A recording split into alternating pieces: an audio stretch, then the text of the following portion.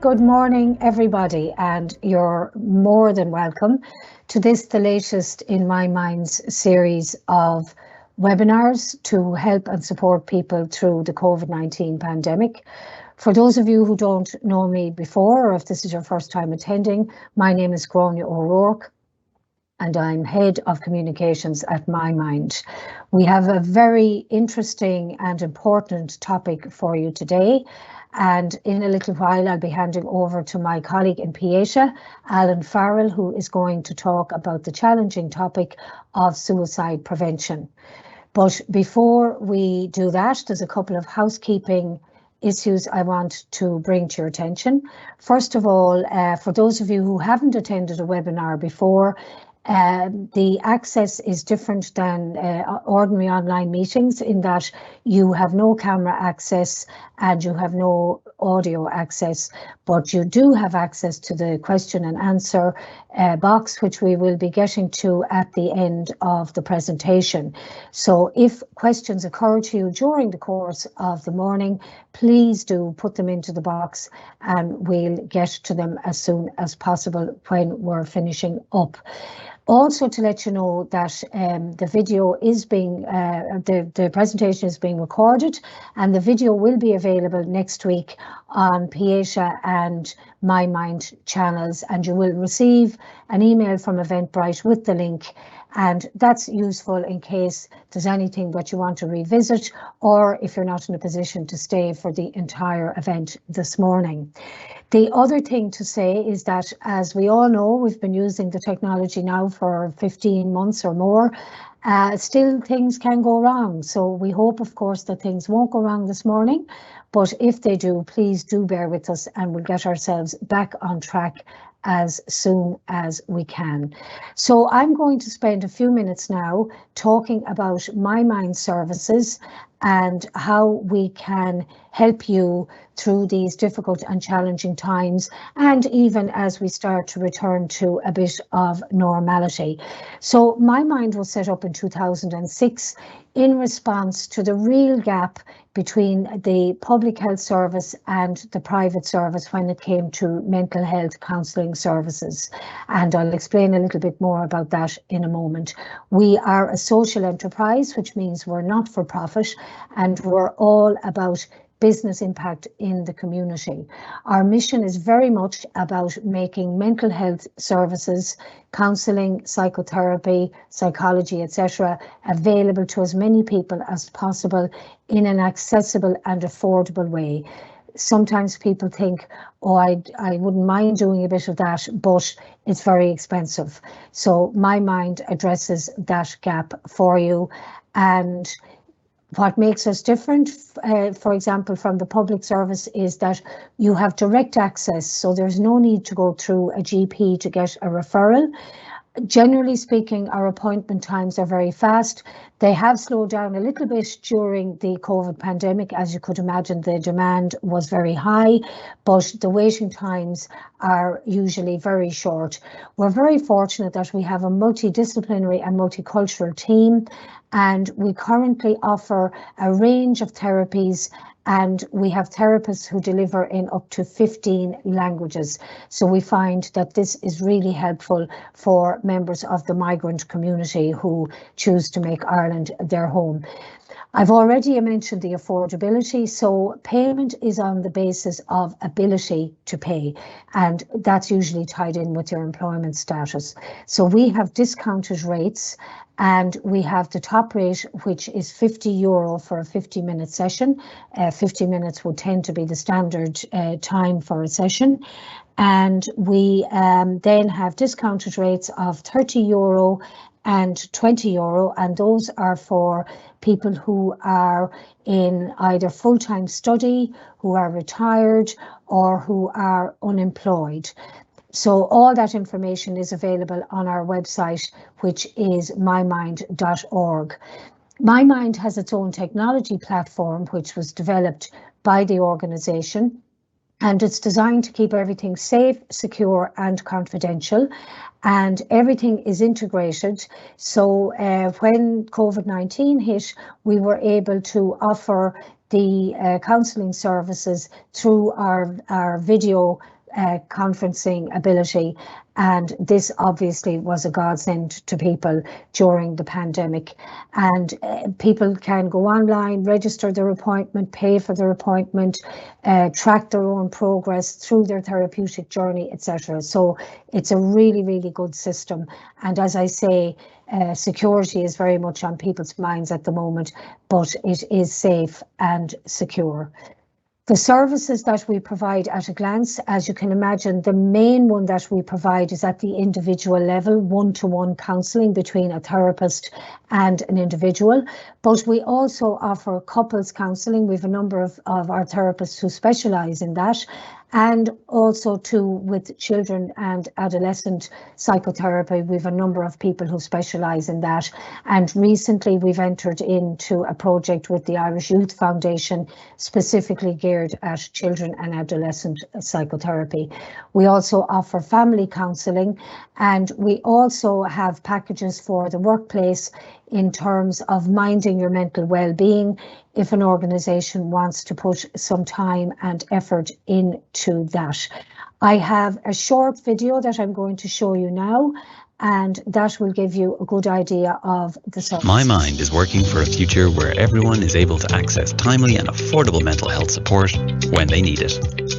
MyMind is a mental health not-for-profit which was founded in 2006 with a very clear mission in mind: to make mental health services accessible and affordable for everyone. Our services have had a very positive impact on the mental health of our clients all over Ireland and beyond. How do we do this? In a number of ways.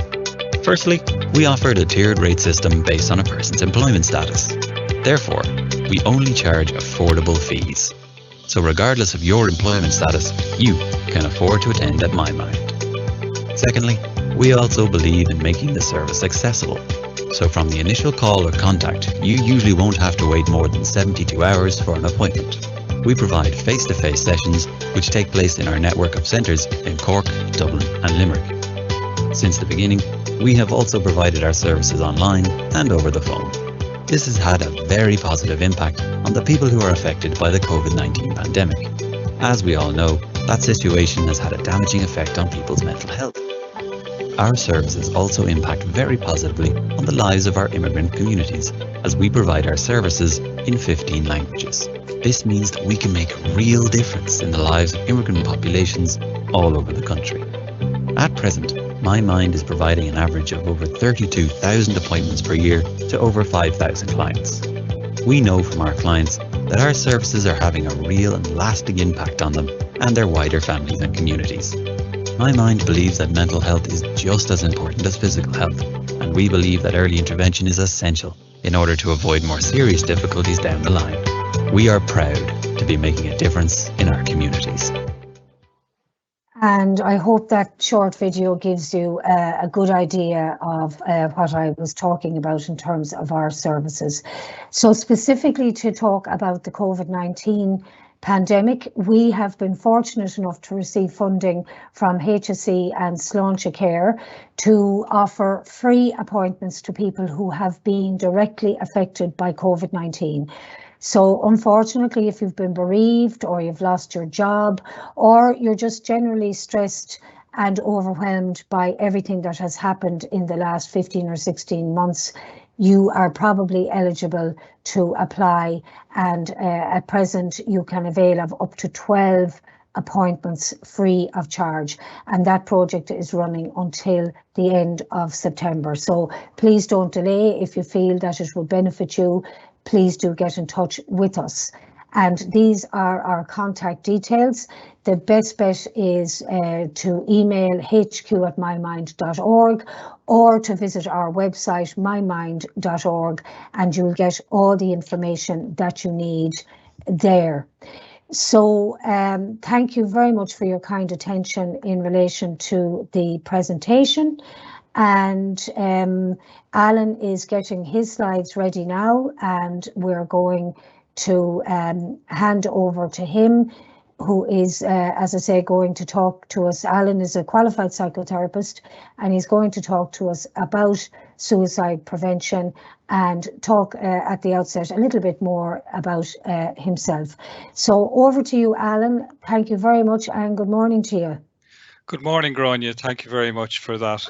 And firstly, it's a great opportunity for Pieta, and thank you to MyMind for inviting us here today to speak with everybody on this live webinar.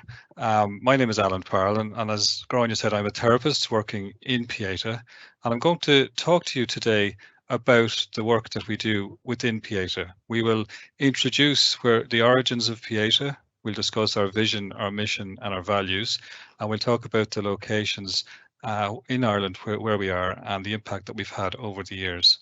I've also wanted to mention, as Grania said, that there'll be an opportunity to answer questions at the end. So please feel free to put questions up in the Q&A section as I'm going through the presentation, and we can address them at the end. I'll talk about the Darkness into Light event, which is our flagship event to raise funds and to raise awareness, which is proudly supported by Electric Ireland. You know, that event happened in May, and I'm sure many of you are aware of Darkness into Light and have participated in it over the years. We'll also then go into the actual work that we do and also some educational aspects around suicide. Suicide is a difficult topic to discuss for a lot of people because people have been affected in their own personal lives. And I would ask everybody to just be sensitive and support themselves throughout this talk and be gentle and easy with yourselves. We'll talk about the suicide intervention therapy model that we use within Pieta, the therapists who work in Pieta, that we're all qualified, and the access. Similarly to MyMind, it's easy to access Pieta services, and we'll talk a little bit about that. We'll go into the kind of education and awareness aspects of the presentation then. We have a campaign called No Suicide, Know the Signs, and we'll discuss who is at risk of suicide. How might you spot the signs in somebody who may be struggling with their mental health and potentially with suicidal thoughts? We have a slide showing some simple myths and facts around suicide, and then we have a discussion at the end about an Ask, Persuade and Refer, APR model, where you can actually intervene and help somebody who may be struggling with suicidal thoughts and make a big difference in their lives. So all that area of the presentation will be very helpful to build awareness and to help you to empower you to be able to connect with somebody who might be struggling, because we can only support the people who connect with us and who come in through our doors. And you can play your own part in helping those people who are in your lives. Could be family members, colleagues, or anybody who reaches out and connects with you to let you know that they're struggling, that you can help them to connect with the services that are there, such as Pieta and MyMind and lots of other mental health organisations within Ireland. We'll also talk about the post-vention support that we have within Pieta, which is a suicide bereavement liaison officers, and we also have a therapy model there. And we'll finish up talking about our 24/7 free phone crisis helpline, which is used a lot, especially in the last 15 months or so. So who are we in Pieta? We're a charity that was founded in 2006 by Joan Freeman, and the first centre was set up in Lucan. So Joan and subsequently a colleague of hers saw a couple of hundred people in the first year, and that has grown over the years, where we have seen well over 6,000 people last year, for example. We provide a free professional therapy and free phone 24/7 crisis helpline to those engaging in self-harm, those with suicidal ideation, or those who've been bereaved by suicide. And ideation is just a more clinical term for anybody who's struggling with thoughts around suicide. And sometimes people think people need to be feeling like they're actively suicidal for suicidal ideation, and that's not the case. It can be anyone who's just struggling with living and the will to live, you know. So those thoughts, they may not actually be at risk of doing anything, but if you're struggling with suicidal thoughts or thoughts of not living, you know, we'll be there to support you. We have one common goal where no one should feel so alone or so afraid that suicidal thoughts or self-harming become an option that they choose. So our vision in Pieta is to help to create a world where suicide, self-harm and stigma, and that's a big word in mental health in general, have been replaced by hope, self-care, and acceptance. So we're looking to replace stigma with hope. Hope is a very big word within Pieta. Within the Darkness into Light campaign, we aim to symbolize the hope and the light that we shine into people's lives. The reason a lot of people don't connect for mental health issues is that they feel judged. There's a fear in regards to how it will come across. They might feel that they are a failure, and that has come from the stigma that has existed within society. And we very much aim to reduce the stigma so that people feel that it's okay to talk and that it's safe to talk. And we offer them hope then and new perspectives within our therapeutic model. We support communities in crisis through the provision of freely accessible professional services. So I'll talk a little bit later when we're going into the detail of the work that we do. Everything is free in Pieta and all our therapists are professionally qualified. Our values are that we treat everybody with respect and dignity. We're rooted in compassion and care, and we again generate and nourish hope. There's that word hope. And we empower people by offering them the skills, the tools, and the perspectives to help them work away from their place of darkness. And one of the key points with working with people with suicide is to clarify with them that they want their pain to go away. They don't actually want to die. So when somebody is struggling with financial stress, when somebody has gone through a relationship breakup, and we say to them, that pain that you're feeling, that lack of hope, that despair that you're feeling, if that was gone, would you still want to die? And then people realize, no, actually, I wouldn't. I don't want to die. Dying is just the only solution that I can come up with right now to get away from this pain. And we say, well, we'll work with you. We'll work with you to reduce that pain, to eliminate it. We'll offer you alternative ways to get through it. We'll offer you the tools. We'll connect, and connection is key to building mental health. So we're now located all over Ireland. We have 20 locations and 15 centres and several outreach centres all over the country. And we've continued to expand right up to last year, where we had outreach centres opening up in Cavan and Monaghan. And it's very much due to the support that we've got from the public and from various different organisations that we've been able to expand our services. And we have approximately 200 plus therapists within the organisation at this stage. So what impact have we had over the years? So since we opened our doors in 2006, we have supported over 66,000 people through the delivery of our prevention, intervention and postvention services. And there are three pillars that we look at within Pieta.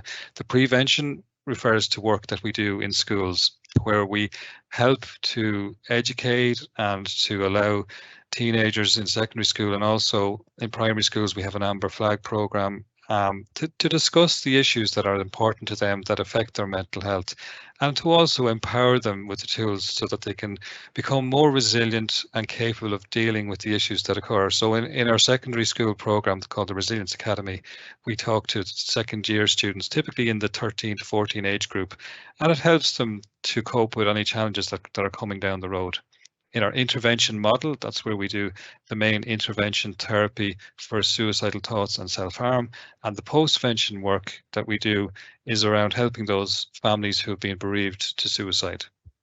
Last year alone, we received over 70,000 calls and texts to our 24/7 crisis helpline, and that has grown approximately 25% year on year, and it's continuing to get busier all the time.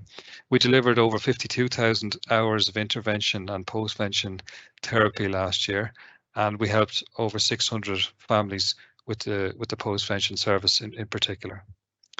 We receive approximately 15 to 20% of our funds from the government, and every year we need support from the public and from organisations who help us to continue to help people in suicidal crisis and to help them to move from a place of despair to hope and from darkness into light.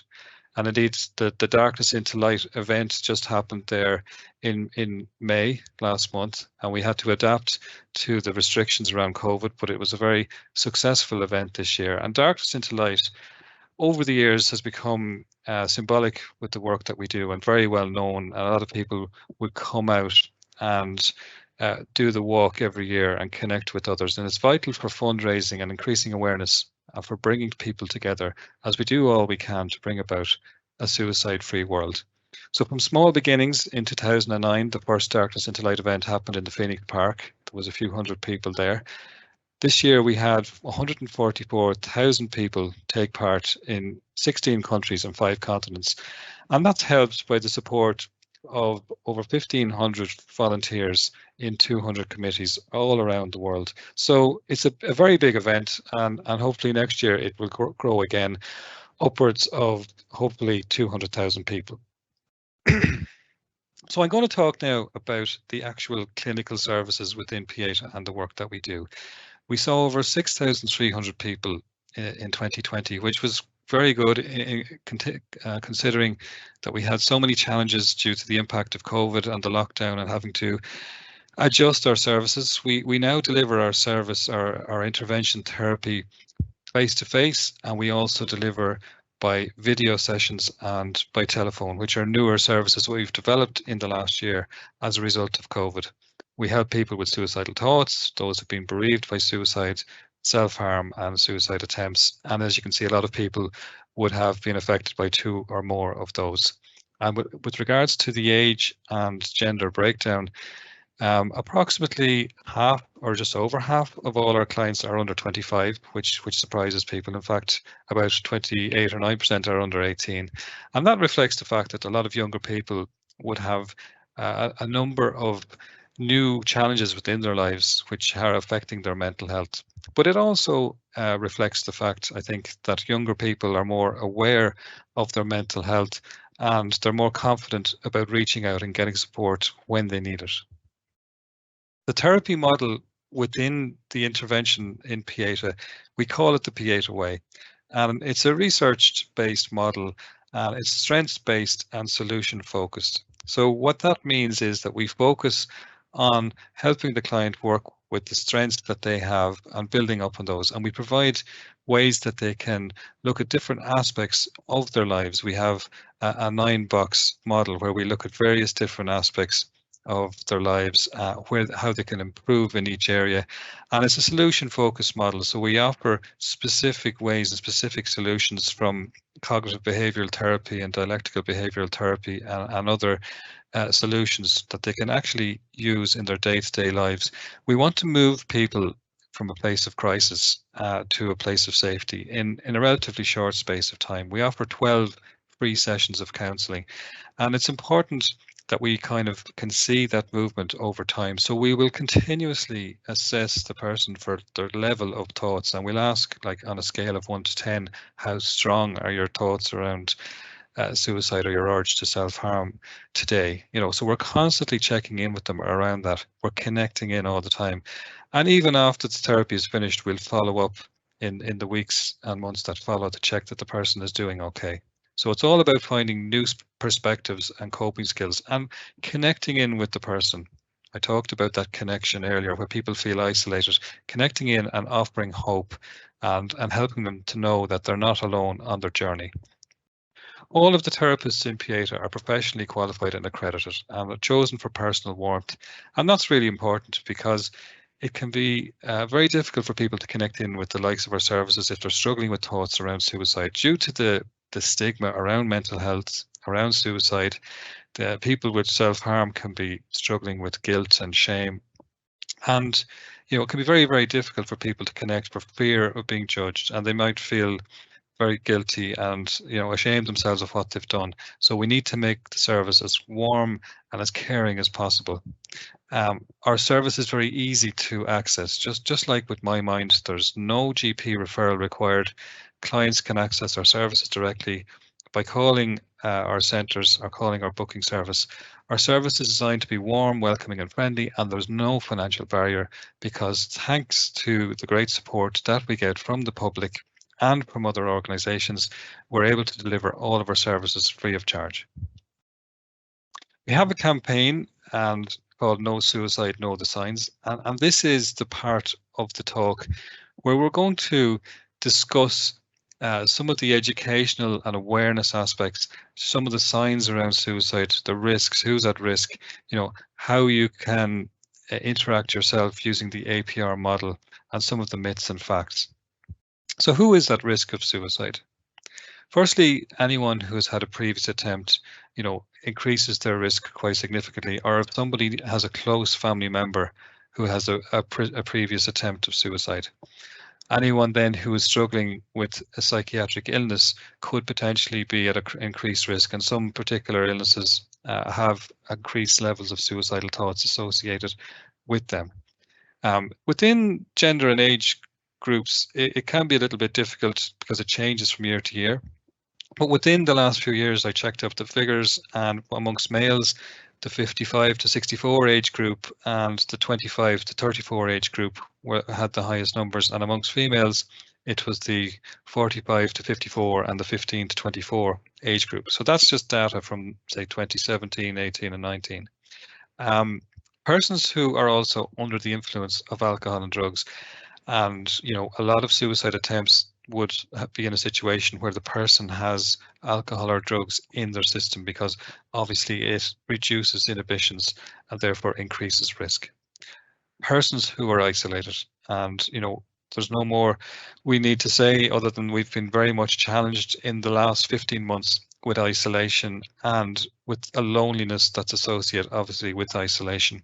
Sometimes some people are fairly resilient and they can be fairly isolated but wouldn't feel so alone, but there are people then who would feel very lonely, and loneliness is very much associated with severe challenges to mental health, increased risk of suicide. And about 4 out of 10 people who have connected with Pieta services within the last year have cited loneliness as a key reason for them to reach out and connect with us. Other reasons for people to feel suicidal are specific life events, and sometimes people underestimate the fact that this is one of the main reasons that people can reach out and connect with Pieta. It's just due to life events. We'll all be bereaved at some stage in our lives. Relationship and marriage breakups, loss of jobs, and financial stress that can go along with that. Physical health problems chronic pain, for example, can lead to a lot of issues with mental health, legal and criminal problems. If someone's facing a court case, for example, or if someone has addiction issues, these are all examples of life events that can increase levels of risk of suicidal thoughts for a person. And I've also listed there some specific groups. And again, this list is not fully comprehensive, but it gives you an idea of the types of groups who can be at increased risk. So single mothers, the LGBTQI plus group, traveling community, the homeless community, and the prison population. Significantly higher level of suicidality amongst those groups. This slide now will contain some specific warning signs, and some of these signs are linked to people who are struggling with depression in general, and then if that doesn't get helped and if they don't get support, it can potentially lead on to suicidal thoughts. So again, it's not a fully comprehensive list, but it gives you a good idea of the kind of behaviors and thoughts that would be happening for somebody who may be struggling with suicidal thoughts. But it is really, really important that's followed up. If you're observing that with somebody, that you follow up and check in with them, and that APR model that we're going to talk about in a while can clarify if the person is actually struggling with suicidal thoughts. So anybody who's struggling with an emotional outburst, especially in a public area, if someone is crying or angry in public or in a shop or in their job, and it's out of character, there's obviously something quite wrong with them as regards to their emotional state. Withdrawal and isolation, and we talked about the forced isolation that has happened due to the pandemic and the loneliness that existed for people. Disconnection causes people to be stuck with their own thoughts, ruminating with negative thoughts about themselves, senses of low self-esteem, lacking of hope, and all of that can cause someone to struggle with suicidal ideation. Increased use of alcohol and drugs, as I mentioned. And we would hear statements of, I have no future, or there's no light at the end of the tunnel, or maybe my family would be better off without me. Those kind of dark statements are certainly signs that the person is struggling with their mental health and potentially struggling with suicidal thoughts. And we would always expand on that conversation within our therapy sessions. On our helpline, we would open up that conversation, assess the levels of risk, try to check with the person where they're at, if they're talking about plans or methods, we know that the risk levels are higher and the need to act is more urgent. People who are struggling with suicidal thoughts, they may not be connected to the material world as much and may start giving away possessions. And they may start talking about feelings of hopelessness. And there's that word hope again, and the lack of hope. And it's very much connected to people, obviously, who are in a dark place. And a lot of our work in Pieta is to help people to believe that there is hope. And that can be a hard part in the very beginning. But once people get moving along a road where they realize that if they can move away from the difficult emotions that they're feeling, there's ways to work through it, that they can actually get on to a better place within their lives. Reckless behavior and risk-taking, which is often associated with the increased use of alcohol and drugs, is a sign that somebody is not really thinking of their own self-care. So it's a form of self-harm. Somebody might drink and they might get into their car and drive at a high speed down the road. And we'll often hear people say, well, if I got into an accident, it wouldn't really bother me. So they're not so worried about their own self-care and their own safety. A loss of interest in things that they once loved, and that's linked to low mood and depression. So the disconnection that happens when people are depressed can cause them to have a loss of interest in life, in the people that they would once connect with. And of course, that's been a big challenge in the last 15 months with the pandemic. And thankfully, things are starting to open up again. And as the vaccination program increases, we're able to open up society more. Hopefully, these symptoms that we've seen in bigger numbers will start to reduce now. Sleep is always one that we would check in on with people, check in on their sleep patterns, because it's always affected, especially with people with depression. They would find it hard maybe to get up out of bed and to go make breakfast or even to have a shower. Some of the myths and facts around suicide. One is that people who talk about suicide will never do it. And unfortunately, 80% of people who have died by suicide have actually told someone how they felt in the months beforehand. They may not say that I'm feeling suicidal straight out. In fact, that's rarely the case, but they would often say, I don't see any light at the end of the tunnel. I don't know how I'm going to go on. And that's kind of a door opener to open up that conversation. So we always take people seriously if there's any of those types of comments made.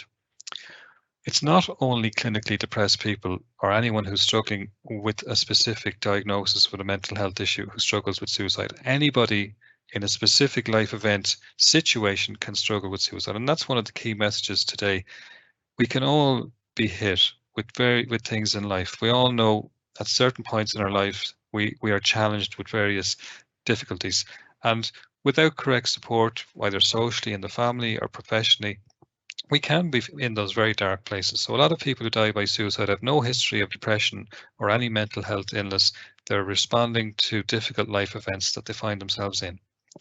And the third myth is probably one of the biggest ones we wanted to dispel today, and that is that talking about suicide encourages it, because talking about suicide actually reduces risk and can actually save a person's life. And that's a really, really important message to understand today. And following on from that now, I'm going to talk about this ask, persuade and refer, APR. And sometimes we refer to this as the mental health equivalent of CPR.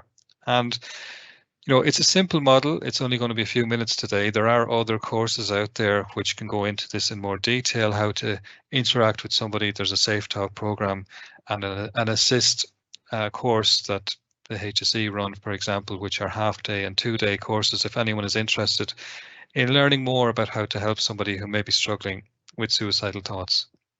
But this simple model is just to, if you find yourself in a situation where somebody is struggling or with their mental health, and maybe they're connecting with you, it could probably be a family member, it could be a close friend, it could be a colleague, and they are maybe opening up to you and making those statements of, I don't see any light at the end of the tunnel.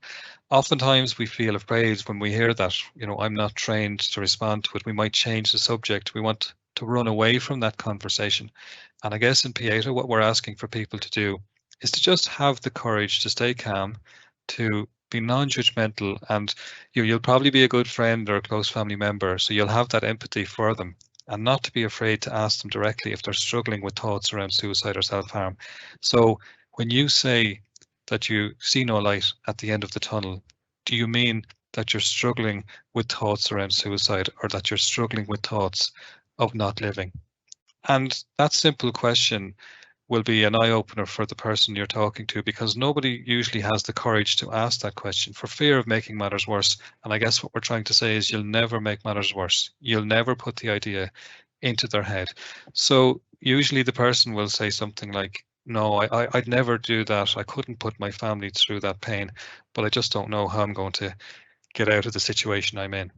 But occasionally they may say, well, yeah, the thought has come into my head. Maybe I don't think I do anything, but I just don't know how I'm going to cope.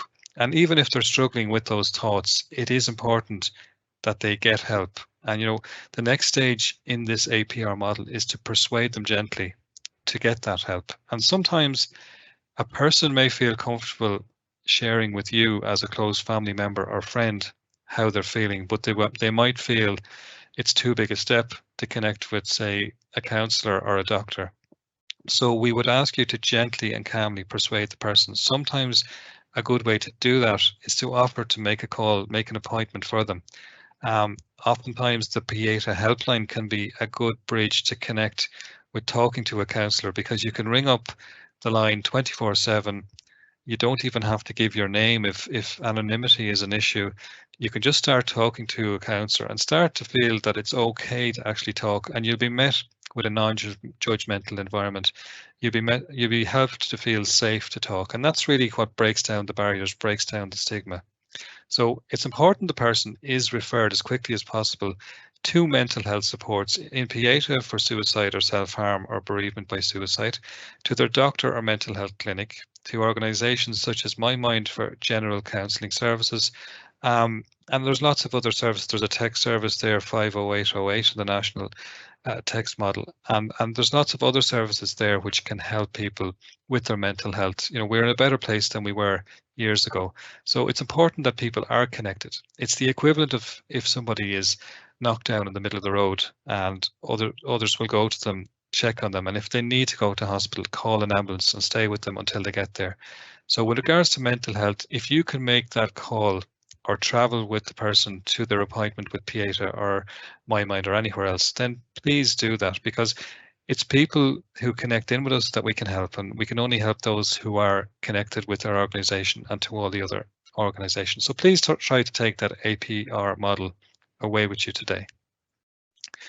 So coming close to the end of the presentation, I'm going to talk a little bit about the suicide bereavement model that we have. So when somebody is bereaved to suicide, when families are bereaved to suicide, it's more complex. It's obviously shocking, and there's a trauma associated with that. There's a stigma often attached, which can result in isolation and silence in the grief. And that phrase is often used because families sometimes don't even feel comfortable talking to other family members about what actually happened. And sometimes there's a kind of alternative explanations such as accidental death, etc. discussed. The stigma comes from a history and a culture of, shame and guilt around suicide. The church saw it as a sin and you couldn't be buried in consecrated grounds. The state even saw it as a crime right up until 1993, and that's where the phrase to commit suicide comes from, because you commit a crime. And amongst therapists, we don't use that phrase anymore. We just say somebody passed or somebody died by suicide. Family members often give themselves a lot of criticism and ask, why didn't we spot the signs? But the truth is, it can be difficult, and sometimes people can be very careful about not showing the signs. And that's why it's important to follow up with the APR model, to ask people how they're actually feeling, because that's the only real way to check with somebody as to how if they are potentially struggling with suicidal thoughts. We have two aspects to our support for families who have been bereaved to suicide, and the first is a team of suicide bereavement liaison officers, and they're located all around the country, and they can offer practical information in the immediate aftermath, typically from about 48 hours after a death by suicide, by offering guidance, practical support and emotional support to families who've been bereaved to suicide. And that support by the SBLOs can go on typically through the first numbers of weeks until it gets to the point where the family members are a bit more stable the level of shock and trauma has eased somewhat, although it'll be still quite palpable.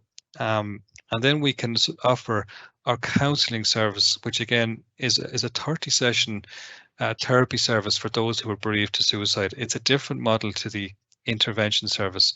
You know, it's a free counselling service to the family members, the children, the adolescents and adults of individual family members who've been bereaved to suicide.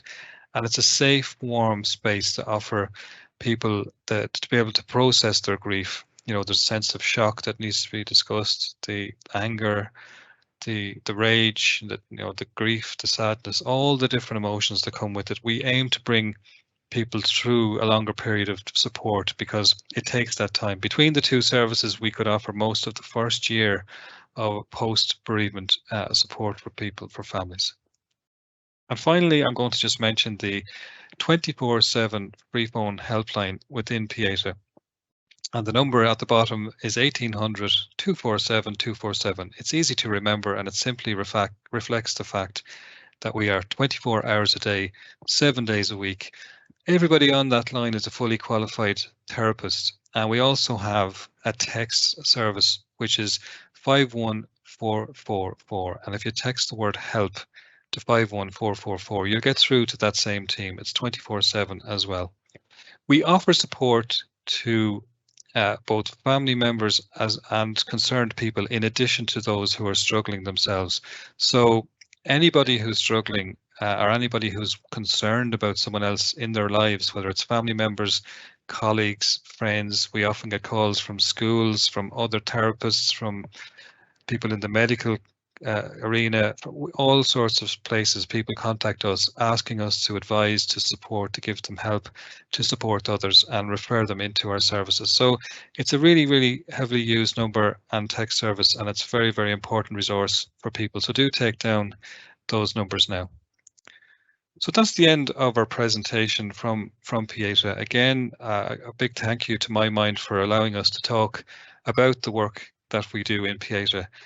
I'm going to hand back now to Grania, and hopefully we've got some questions that we can field for the rest of the term of the webinar. Thank you. Alan, thanks a million for a really informative and insightful presentation, and I really appreciate your time. So the topic of people not knowing what to say, could you just give me some more insights in that? Because I think there is a myth, isn't there, that, you know, if you talk to somebody about suicide, that it's going to encourage them to go that route. Yeah, I think it is a myth, and it is an understandable myth, because the last thing anybody would ever want to do is to make matters worse for somebody. And there's a fear around, you know, this is such a delicate situation, and maybe I said one wrong word and I could put the idea into their head and I could never live with myself again. That's the traditional kind of fear aspect that people have to steer away from that conversation. And the truth is that you won't put the idea into someone's head. Typically, by the time anyone has actually plucked up the courage themselves to voice that they potentially may be struggling in such a dark place, they've been thinking of that for a very long time. And I think if you all actually think of your own thought process, we think about things a lot before we voice them. And oftentimes when people are in a dark place where they may say, I can't see any future, or I can't see any light at the end of the tunnel, you know, I'm really struggling here, to actually admit that and to voice that. Usually people have been weeks, months, and sometimes even years in a very dark place, you know, so you definitely won't put the idea into someone's head. It's all about the empathy and the connection and the lack of judgment, the non-judgmental connection. That's really what's important in the way that you connect with somebody. So the fact that you're not trained, that's not a big issue. It's important that you're connecting in with empathy, and you'll never put somebody wrong if you're actually there to support them, because that's the essence of what counselling is to be with somebody, and connection is the key to improving mental health. Excellent. Thank you, Alan. It's just the reason I'm focused in on it is that I've heard through my own network that that's a really big thing. What will I say? I don't want to make matters worse. So thank you very much for that. So look, we have a few questions in, Alan, and we'll just run through them. Sure. So Terry has a question about counselling sessions being time limited, and I thought it was the number of minutes, but he's wondering about the number of sessions.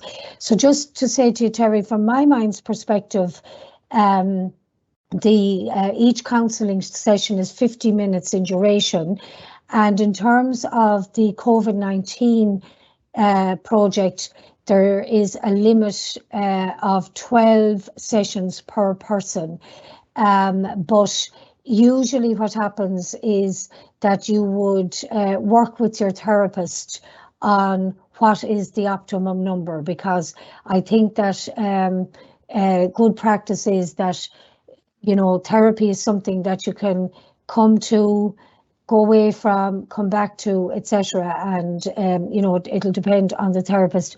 Alan, in the case of Pieta, what is the situation in terms of time and numbers of sessions?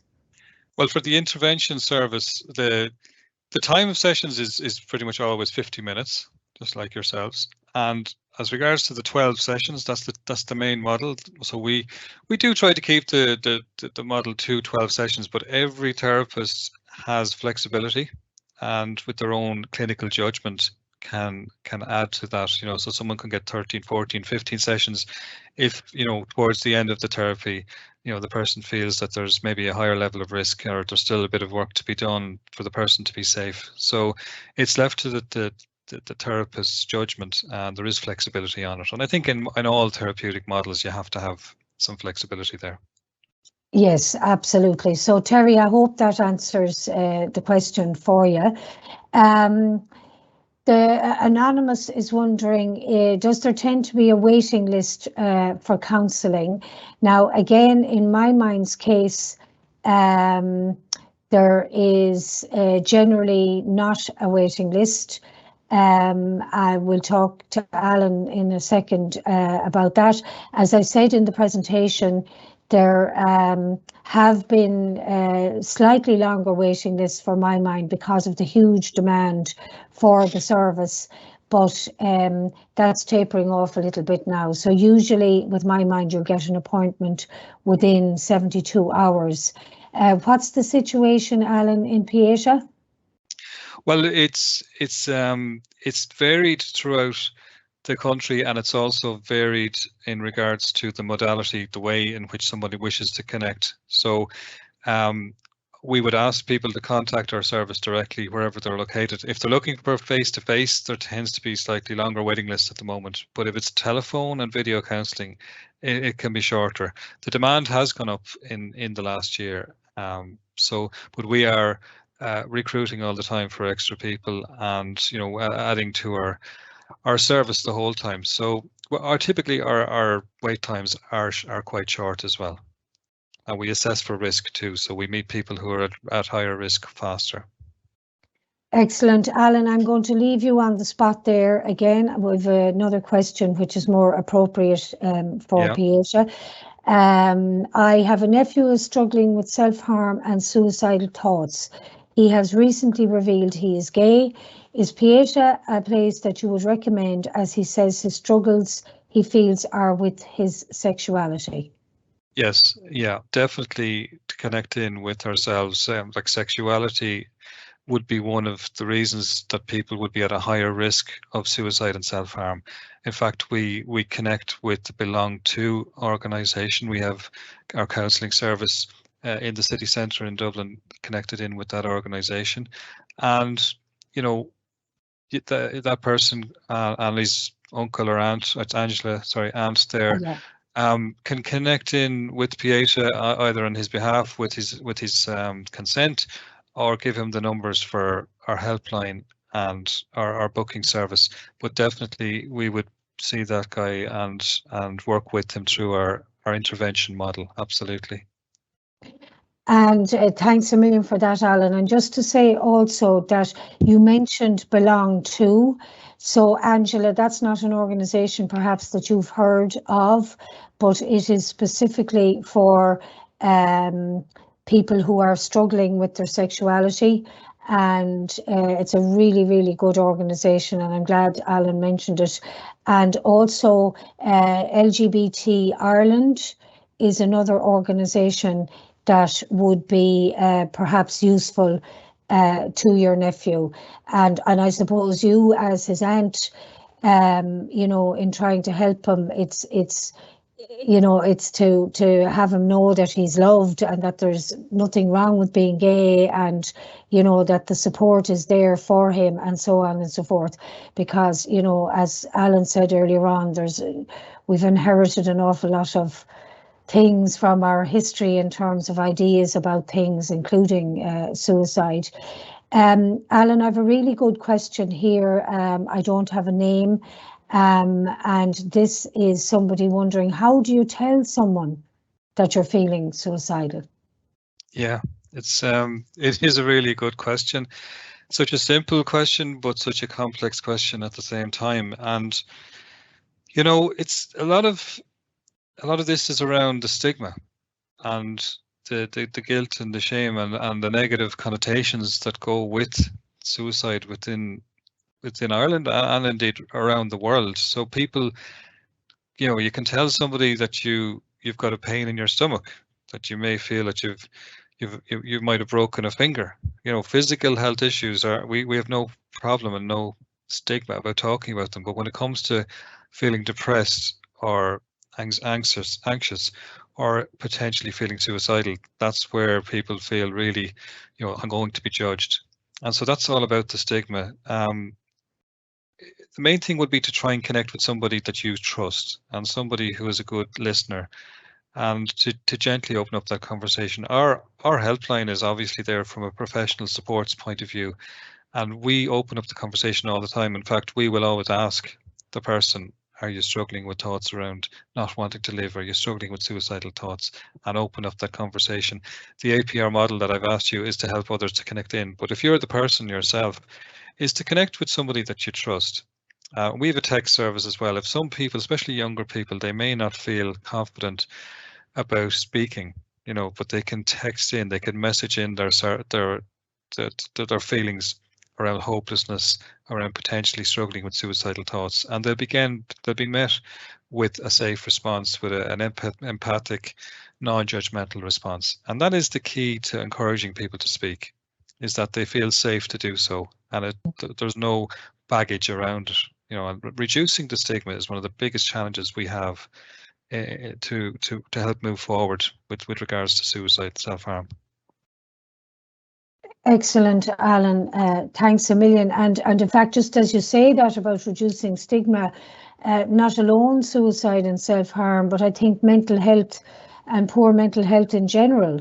You know, if people are dealing with poor mental health and they have some time off work, say, for example, or they, you know, they come back in and, you know, if they were out with the flu or something, they'd say, oh, I had the flu. They won't come back and say, oh, I was struggling with mental health issues, because, as you say, there is a stigma about that. Just also to say to that person, you know, if you're looking for a range of services, and Alan mentioned it as well, there is a crisis text line called 50808, which again, like Pieta, it's free, and that's primarily aimed at younger people. And then also there's the Samaritans, who are available 24/7. And again, it's all about feeling safe and there being no judgment. So Alan, I have another one for you, if that's okay.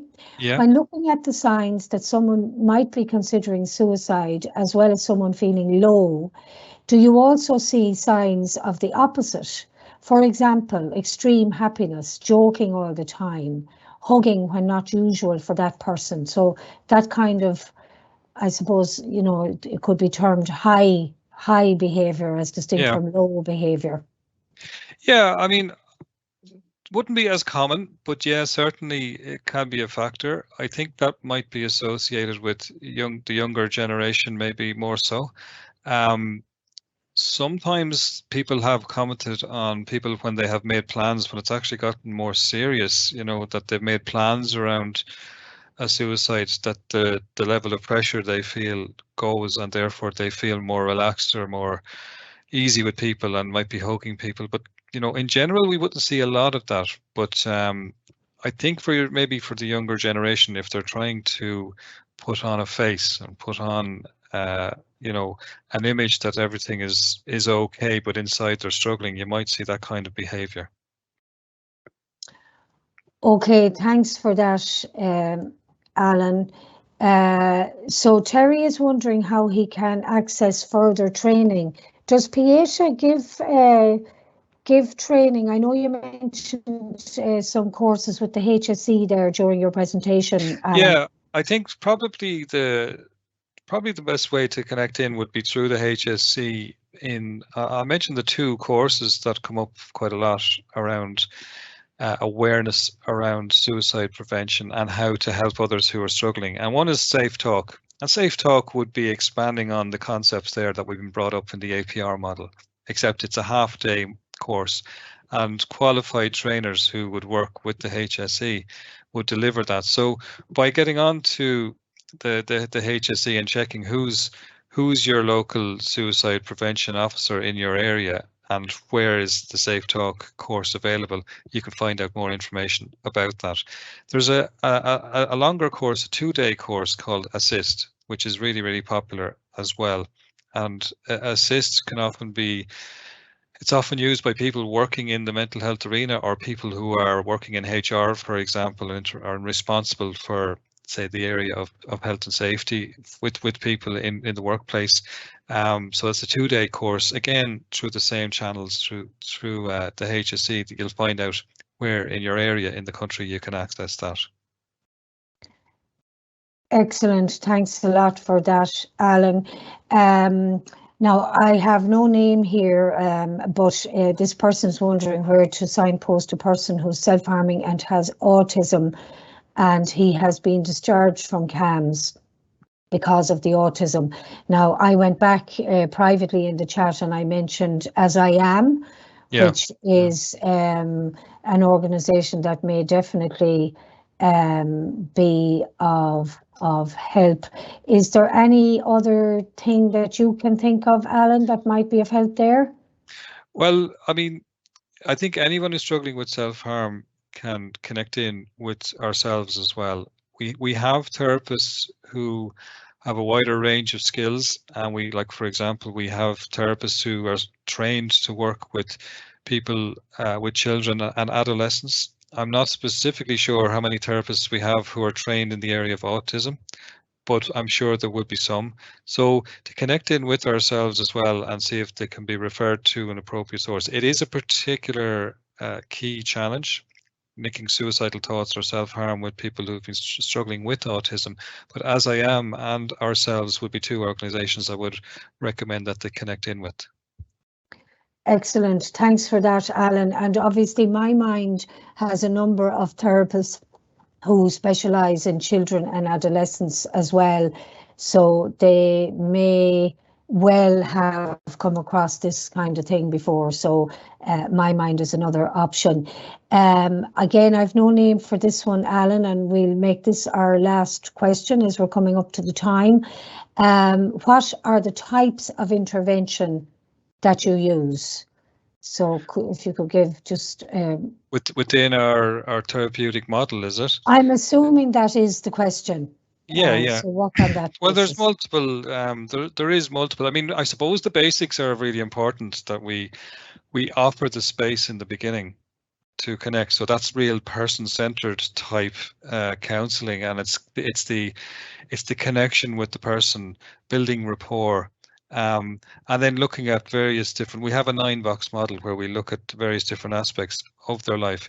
You know, we talk about relationships with others, with themselves and with others, and the various different people in their lives that they can connect with.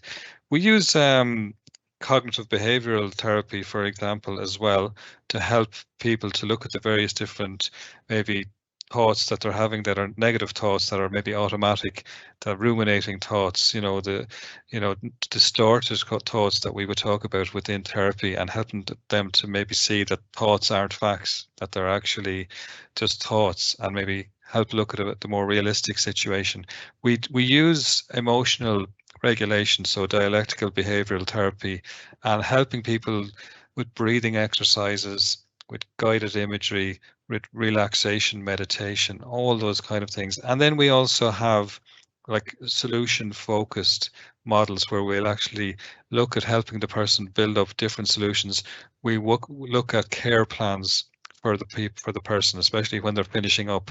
We will signpost on to other places where they can get further support, whether they've had issues around bereavement or whether they've had issues maybe with addiction or some other areas that they need to go to, or general counselling. Sometimes just people would need general counselling after that, and we follow up then in the weeks that after the person leaves us. So there's a whole package of supports and interventions within our therapy service. Excellent. Alan, thank you so much for that. Fantastic. And I hope that our attendees found that to be helpful. We're over the time now, so I'm going to bring us to a conclusion for today. I'd like to thank everybody for their time and attention today, and I know everybody's very busy, and particularly when there's a bit of sunshine outside, people are keen to get out and enjoy it. So we very much appreciate that so many of you have taken the time to be with us today. Just to remind you, the video will be circulated via an Eventbrite email, which you should get towards the end of next week. Please do keep an eye on MyMind social media channels. We have our next webinar coming up on the 8th of July, dealing with personality. So that might be of interest to some of you. And then we'll be taking a little break for summer and back in September. So hopefully you found today useful. Again, I'd like to thank Alan and Pieta very much for his time in giving this presentation this morning and all the preparation that went into it. And until the next time that we see you, please do look after yourselves and look after each other. Thank you.